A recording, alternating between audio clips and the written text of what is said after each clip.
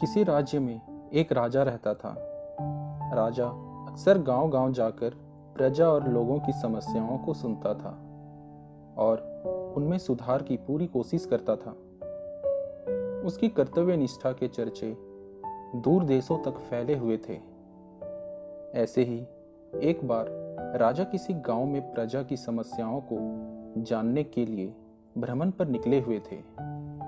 उसी दौरान राजा के कुर्ते का एक बटन टूट गया।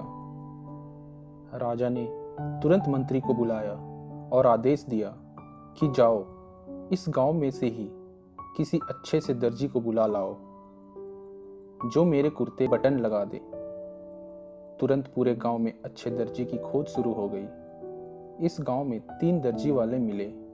मंत्री को समझ नहीं आया कि कौन सा दर्जी अच्छा है, तो उसने तीनों को अपने साथ राजा के पास ले गया।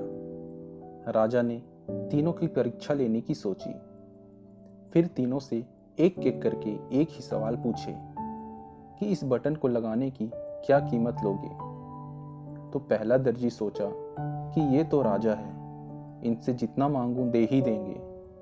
तो उसने बोला कि हुजूर 20 रुपये। फिर दूसरे दर्जी ने भी वही सोच के साथ 15 रुपये कहा।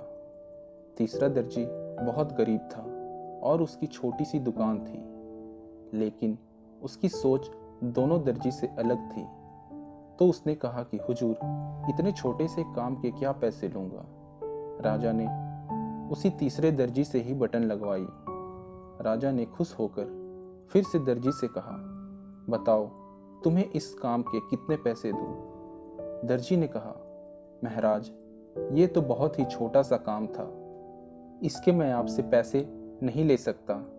राजा ने फिर कहा, नहीं, तुम मांगो तो सही, हम तुम्हें इस काम की कीमत जरूर देंगे।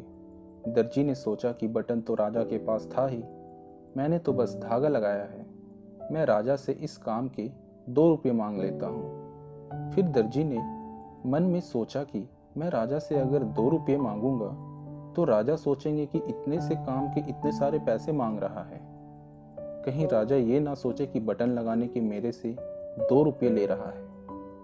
यही सोचकर दर्जी ने कहा, महाराज, आप अपनी स्वेच्छा से कुछ भी दे दें। अब राजा को भी अपनी हैसियत के हिसाब से देना था, ताकि समाज में उसका रुतबा छोटा ना हो जाए। यही सोचकर राजा ने दर्जी को 2 गांव देने का आदेश दे दिया। अब दर्जी मन ही मन में सोचने लगा कि कहाँ तो मैं 2 रुपये मांगने की सोच रहा था और कहाँ तो राजा ने मुझे 2 गांवों का मालिक बना दिया और बाकी के दोनों दर्जी वाले को खाली हाथ ही वापस जाना पड़ा। दोस्तों, हम लोग भी उस दर्जी के समान अपनी क्षमता से सोचते हैं और भगवान से कुछ ना कुछ अपनी हैसियत से मांगते हैं, लेकिन क्या पता ईश्वर हमको उनकी देने की क्षमता के अनुसार कुछ अच्छा और बड़ा देना चाहता हो। गीता में भगवान श्री कृष्ण ने कहा भी है कि कर्म करो, फल की इच्छा मत करो। जब भगवान पर सब कुछ छोड़ दोगे, तब वह अपने हिसाब से आपको दे देगा।